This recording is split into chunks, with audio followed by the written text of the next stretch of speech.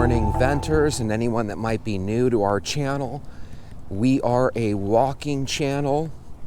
I walk every single day. I drink water every single day. And I battle and fight the good fight to avoid sugar every single day. Guys, this has been the toughest 90-day challenge for me thus far. Because of Halloween, I actually gained a little weight. I also had some family birthdays and family get-togethers where I didn't necessarily eat the best. I've noticed on my walks as I'm walking, I'm huffing and puffing. And the reason I bring that up is because just a simple weight gain of 5, 10, 15 pounds can really change the way your body performs when you're on your walk. We're just better versions of ourselves when we're a little bit thinner rather than a little bit chunkier than our average body weight. And what I mean by that is sometimes when you're walking and losing weight, you'll lose some pounds. Sometimes you'll maintain. But right when you start gaining weight, you'll quickly notice that your performance kind of dwindles down, even when it comes to something as simple as walking. Now, if I was walking in silence, I probably wouldn't notice it all that much. But when you're talking while walking, that's actually something where you can kind of gauge, hey, I'm panting. Hey, I'm breathing hard. Hey, I'm having a hard time finishing this sentence without getting winded, right? So one of the things that I'm trying to do over this last 25 days is I'm starting to observe our 7:30 club rule. If you don't know what that is, it basically means that once you eat your dinner at night, try to stop eating by 7 or 7:30 until you wake up the next morning to have your breakfast. Another thing that I've been doing is when I wake up, I don't eat breakfast until after my walk. If you've been eating a breakfast and then going on your walk, there's nothing wrong with that. But if you are still trying to lose a little bit of extra weight, it's always good if you can kind of delay that breakfast. Get used to eating as fuel rather than as, something that you're enjoying the taste of it. And the reason I mention this is because we haven't really been talking about the diet and the walk for what it is. We are usually trying to walk to stay healthy. And if you start to notice that your weight's going up, that probably means that you're not necessarily doing the 2/3 rule as well as you should. Remember, don't start bringing donuts and cakes and candies back into your diet and just tell yourself, well, because I'm walking and drinking water, we're good. Remember, those sugary snacks take a toll, and every time you eat something that's kind of a dessert, it has a tendency to make you want to keep eating. So again, use your walk to your advantage. If you know you've been pulling a Jessie and eating too much junk food over the past month or so, now is the time. We're going into our last 3 weeks. Let's get control of this before Thanksgiving pops up. So that's what I'm doing. I'm incorporating a 7:30 rule. I'm going to start eating basically nothing but oatmeal for breakfast again. And I've been predominantly eating oatmeal. What really took me in, like I said, was Halloween. It got me used to snacking on candies and stuff. And that's probably one of those things where maybe I should have done what I did in previous Halloweens and not handed out candy. When you buy 3 or 4 bags of candy, you find yourself constantly being tempted to eat candy. Guys, I want to share a story with you. This one was kind of challenging to swallow, but it's very anonymous from the standpoint of they didn't name the lady's name or her son, but check this out. A 64-year-old Queens, New York woman actually jumped from the 3rd-story apartment building that she lived in, all in an effort, get this, to escape her knife-wielding son who tried to attack her. Some way, somehow, I have a feeling if you and I jumped out of a 3-story window, we would probably lose our lives or be paralyzed or something like that for the rest of our lives. Some way, somehow, this woman, thank the Lord, is alive and in stable condition after hitting the ground. The neighbors at this apartment complex say that her and her son, now she's 64, so I'm just assuming her son is probably close to 40, but the neighbors were saying that they argue every single day. They're extremely loud. A lot of them were feeling guilty that they didn't call the cops on this day, but you have to understand that every time they call the cops, nothing ever changes, and when people argue every day, you just get kind of used to it. Apparently, her son has been arrested multiple times, and as I was reading through the comments, there was the usual suspect of comments where they were saying, hey, this happened in New York. More than likely, they're going to let this guy out right afterwards. And if they do end up letting this guy out, then my goodness, everybody who lives in New York, escape from that state as quickly as you possibly can.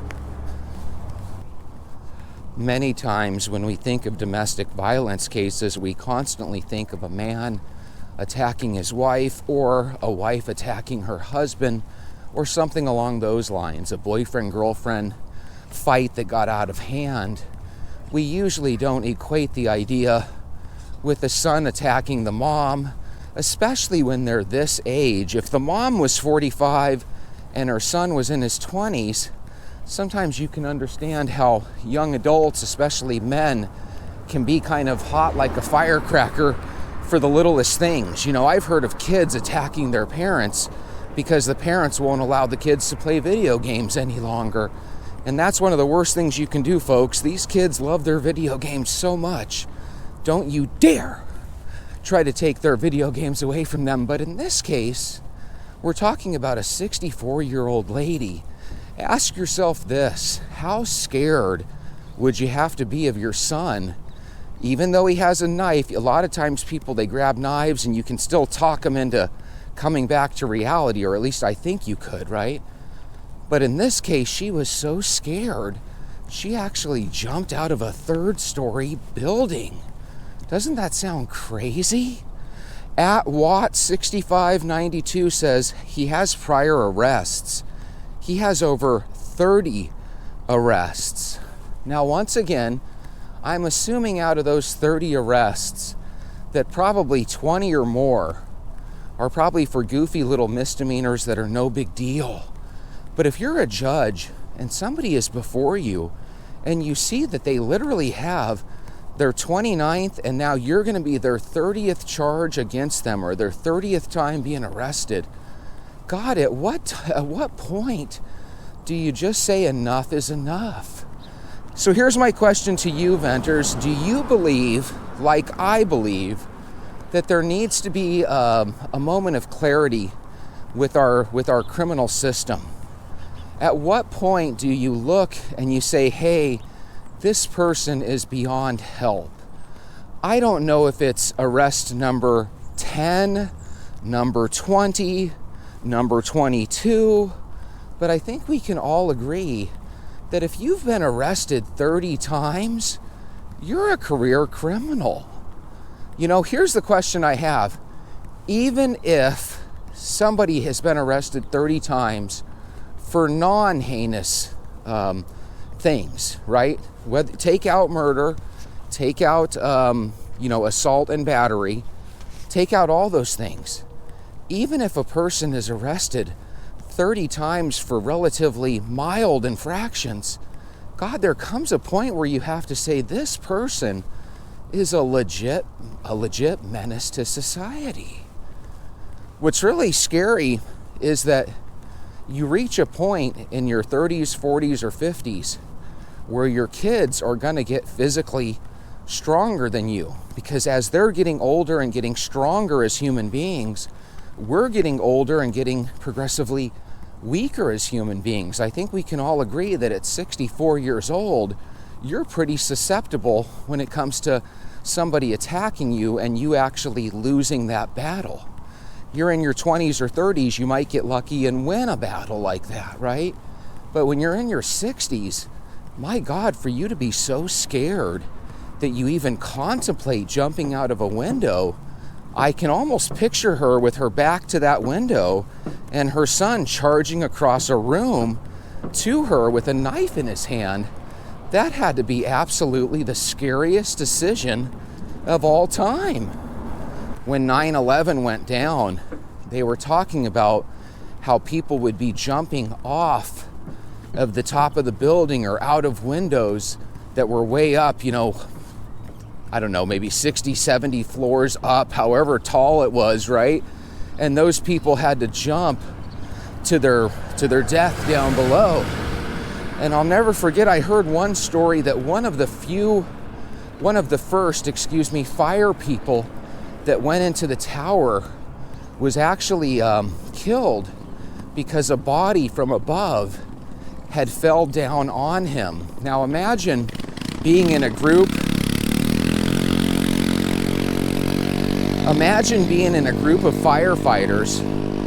You're at the doors of the tower and you're starting to enter into the building. And then imagine seeing one of your co-working firefighters just get obliterated because somebody jumped from a window and landed on him. Now, when you and I think of people jumping from a window, we think of a dull thud. But in the case of the Twin Towers, if somebody's jumping from 50, 60, 70 floors up, man, that must have just been an explosive explosion at the bottom. And if you see one of your fellow firefighters lose their life that way, oh my God, that has to be traumatic. Hey, a lot of us have had neighbors through the years. Many of us have had multiple neighbors. Have you ever known of a neighbor who had a son or daughter that attacked them in a way like this? Now, obviously, you probably don't know too many people that were attacked this way, but if you know any stories that you'd like to share down below in the comments, please do. I think we've all been next to neighbors where they've had arguments before. I just always recall it being a husband and a wife, or a boyfriend and girlfriend in my case. Not in my case, but in my memory's case. NVR Fold, Never Fold, says, discipline your children and don't let society raise them. Society is broken. You know what's interesting? I think we are all letting society raise our kids. And what I mean by that is every kid that you see that has their face stuck into a cell phone is being influenced. They might be influenced by a TikTok creator or by a YouTube creator. And whenever that happens, you never know what that creator is putting into their head. With me, you have somebody that's trying to talk you into walking, coming down to reality, jumping into your think tank, making good decisions, making better decisions than what you normally would. But with some influencers, they are so aggressive and so against this and so against that I could definitely see a situation where some of their listeners might take things overboard. In this guy's case, I don't necessarily think he was influenced by anything other than by the fact that whenever he was in trouble, the court system always seemed to let him off. Guys, this is one of those mornings where I woke up a little bit late. But see, here's the thing. If you want to increase your walks so you can decrease your weight, sometimes you have to make that decision that, hey, instead of coming out and taking a 45-minute walk or an hour walk, today I'm just going to take a 20-minute walk or a 30-minute walk. And then when lunch rolls around, I think I'll take another 20-minute walk. And then in the early evening, since the weather's so beautiful, I think I'll take another little walk. What you want to do, especially if you have goals to lose weight like I do, you want to increase your walks. Your walks are so subtle, they hardly feel like a workout at all. But if you continually walk more and more, you're going to quickly notice that you start to shed weight. If you slowly but surely start to pull back on your walks, you're going to start to notice that you'll gain weight.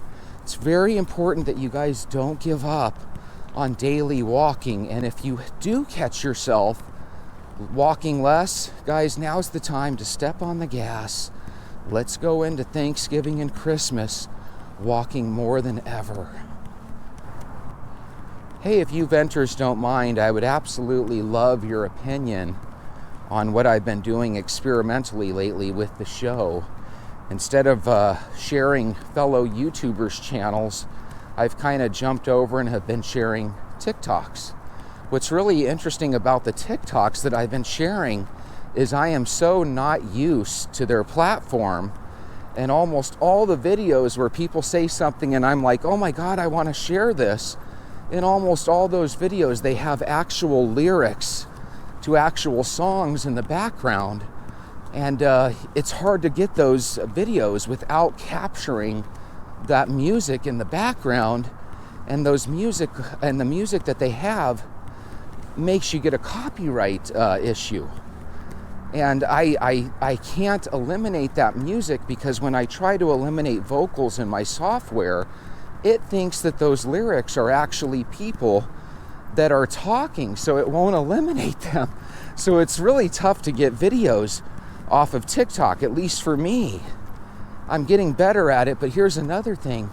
Some people have videos that sound like, oh my God, this is the perfect one for me. But sometimes their videos are literally only 30 seconds long. So some of these videos that I've gotten have been 10 minutes, others have been 30 seconds.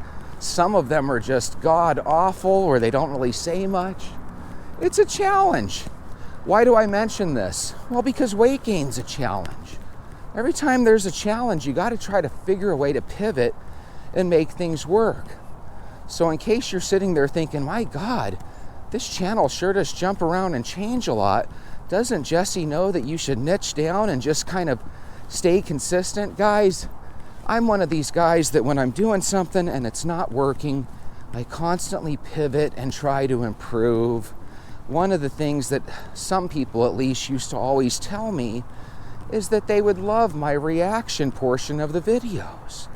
Now, after I eliminated the reaction portion temporarily, I noticed that the people that watched were my fans that like going on the walk with me.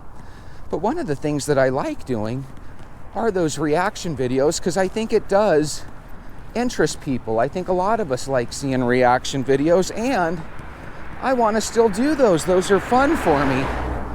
But again, there's a learning curve. I work full time, so sometimes it's hard to get everything done, but I hope that you guys can maybe appreciate just the grind and the hustle. Your boy is trying to pivot and trying to do things. I think what makes it challenging is that, as you guys know, I believe in the willpower of walking every single day, and therefore I bring this 30-pound camera with me every single day, and sometimes it makes creativity more challenging because whenever you want to pivot and try something different, you got to kind of figure it out mentally before you actually apply it to the real world.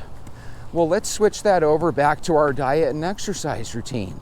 If you notice, just like I have, that over the last month or so, because of Halloween and because of the holiday season, if you notice that you're starting to gain weight, it would be really kind of criminal for us to just ignore that and allow the weight to add on to our body. So what we need to do is we need to come up with plans. Now remember, there's nothing wrong with catching yourself and saying, hey, I'm going in the wrong direction. But you can't just catch yourself and do nothing about it. You have to catch yourself and make a plan. So let's say you're going through the same thing I am, where over the last month or two, you've put on 8 or 10 pounds. You could sit there and throw your hands up in the air and say, okay, well, that's just the way it is. There's nothing I can do about it. Or you could take a little bit of an additional step and make change. One of the things that I'm going to do is I'm going to turn off the feedings after 7:30. I did this before, and it really helped me tremendously. Another thing that I'm going to be doing is I'm going to be consistently trying to get in 2 walks, which I have been, but maybe instead of a half hour for each walk, maybe I'll try to pump that up and actually make it closer to 45 minutes per each walk. I don't know if I'm going to do a 45-minute walk in the morning, but I'm thinking about adding a consistent 15-minute walk during lunch, and then of course my evening walk that I do at the gym. I'm at one of those times in my life, and I think we've all been there, where instead of 24 hours in a day, I wish the day had more like 35 or 36 hours. Sometimes you need just more time. We have a mall not too far from here. It's kind of the mall that I grew up with. It's called Metro Center, and if you ever Google Metro Center Mall, Phoenix, Arizona, you'll see a mall that 20 or 30 years ago was the premier mall in the whole state. And then they started building even better malls in the different suburbs and areas around the city. And what happened is when they started selling stuff online through Amazon and a lot of these .com places, what happened is pretty soon the malls couldn't compete, because if you guys remember, when we were young, we would go to the malls to shop, but we would always complain that, hey, when you buy stuff at the mall, it's even more expensive than if you buy it outside of the mall, right? But we always said, well, the mall makes things fun and enjoyable, and we can go eat together and we can watch a movie together. So there were a million reasons to overlook the price of the mall so that you could still shop. And before we had online shopping, the mall gave you a place where you had the most selection, right? We all grew up loving malls. You know what I'm talking about. Well, Metro Center Mall this weekend is actually being demolished.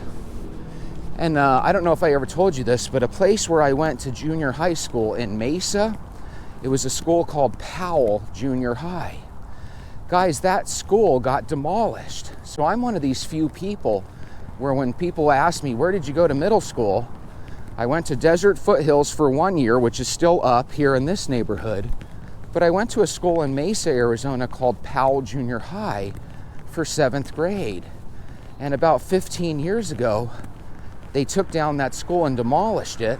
And now they're taking the mall that I grew up in, Metro Center Mall, and they're demolishing it. And the reason I bring this up is because there's a movie from Stephen King called The Langoliers, where a bunch of people are kind of stuck in an airport, and they slowly start to realize that they're stuck a day or so in the past, and they quickly discover that the way the world or the simulation works is that the past slowly starts to disappear. It starts to blank out of reality, because once you're in the present, the past no longer exists.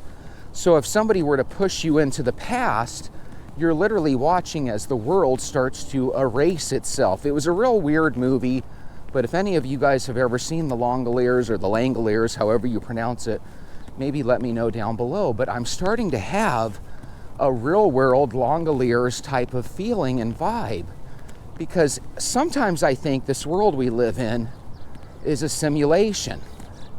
If it was a simulation, like chapters in a book, once you're in chapter 3, 4, and 5, chapters 1 and 2 no longer exist.